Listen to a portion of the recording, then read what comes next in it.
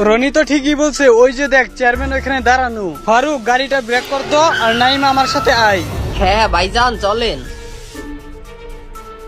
কাজ করো, ভালো কইরা কাজ করো। চেয়ারম্যান সাহেব এখানে কি হইতেছে? কই কিছুই তো করা হইতেছে না, এই তো এই জমির খোটাগুলো একটু তোলা হইতেছে আর কি। জমির খোটা তুলতেছেন মানে? জমি কি আপনার? জমি আমার না তাহলে কার? বললেই হলো এই জমিগুলো আপনার। আর এইখান থেকে চলে যাও তো তোমরা বাচ্চা পোলা পান, তোমাদের এইখানে কি? আমরা বাচ্চা পোলাপান মানে? আপনি আমাদের জমি দখল করতেছেন কেন?